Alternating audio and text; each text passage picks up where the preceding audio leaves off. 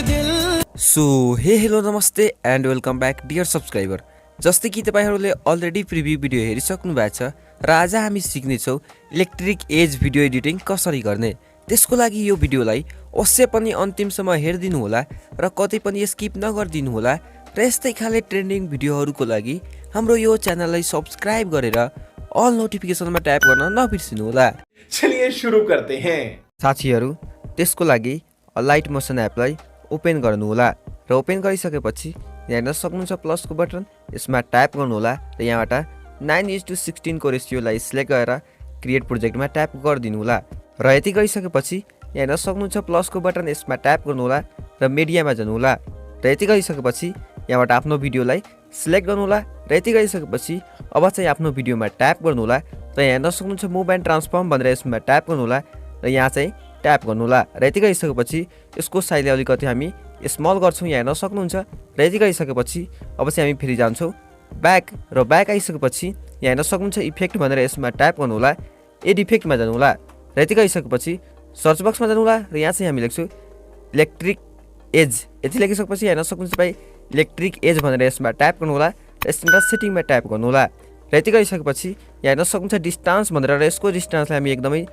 0 गरिदिन्छौं र यति गरिसकेपछि यहाँ हेर्न सक्नुहुन्छ थिकनेस भनेर र यसको थिकनेसलाई हामी गर्छौं 0.815। तपाई चाहिँ आफ्नो भिडियोको रेकर्डिङ गर्न सक्नुहुनेछ र म चाहिँ यहाँ 0.815 गरे र यति गरिसकेपछि यहाँ हेर्न सक्नुहुन्छ तपाई डिटेल भनेर यसमा ट्याप गर्नु होला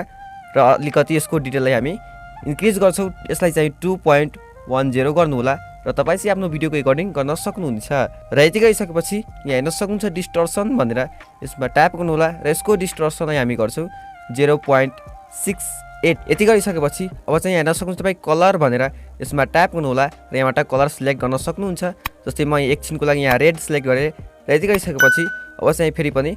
ड्र्याग गर्नु होला र यहाँ हेर्न सक्नुहुन्छ तपाई ग्लो भनेर यहाँ हेर्न सक्नुहुन्छ ग्लो भनेर र यसको ग्लोलाई हामी 70% गर्छौं, यहाँ हेर्न सक्नुहुन्छ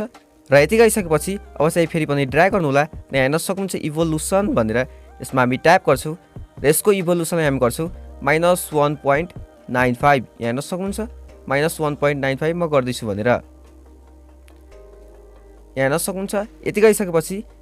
भिडियोको सुरुमा आउनु होला र यहाँ प्रेस गरेर यहाँ पिन गरिदिनु होला र यति गरिसकेपछि अब चाहिँ ड्र्याग गरेर भिडियोको लास्टसम्म आउनु होला र यसको इभोल्युसनलाई हामी 3.95 गर्छौं, यहाँ हेर्न सक्नुहुन्छ।